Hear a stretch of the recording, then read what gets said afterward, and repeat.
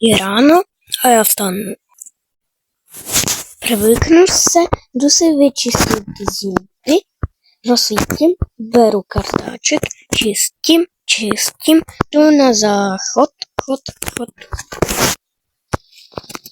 Se hraju, zjistím, že je už skoro 12, musím jít na oběd, tak už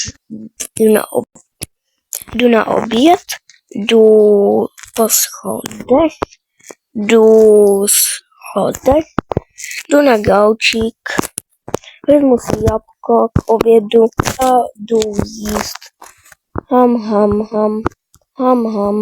Jsem do práce, tak já se převlíknu do práce. Do práce. Vezmu si svoje vybavení, pistolka, pouta a bomba. Už běžím do práce, musím rychle, protože nestíhám. Ale sakra, já mám auto až v práci, co mám dělat, já nevím. Už vím, zavolám někomu. Dobrý den, pane taxíku, já bych poprosil k domu 16, max 1 chek a prosím o Maximilián Kučera. Děkuji. Max jede tax a v něm sedí Max, jede tax a v něm sedí Max, jede tax a v něm sedí Max, jede tax a v něm sedí Max, jede tax a v něm sedí Max, jede tax a v něm sedí Max. Konečně přijde tax k mý práci. Teď jenom si vzít zpátky uniformu. Musím si vzít uniformu. Už mám uniformu.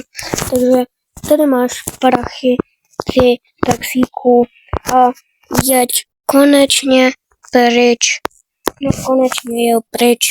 Musím ještě si vzít výbavu. Už mám výbavu, tak já jdu do domu, jdu do práce, jenom si tady něco napíšu.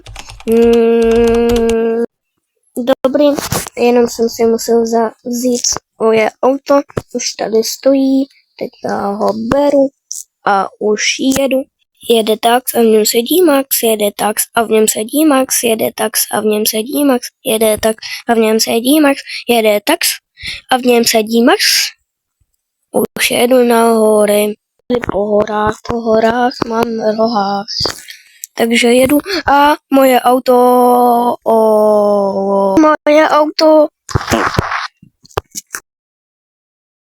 ono vybouchlo. Tax a v něm sedí Max, jede tax a v něm sedí Max, jede tax a v něm sedí Max, jede tax a v něm sedí Max, jede tax a v něm sedí Max, jede tax a v něm sedí Max, jede tax a v něm sedí Max,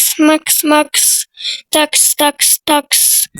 Už prosím dejte odběr a like, děkuji vám.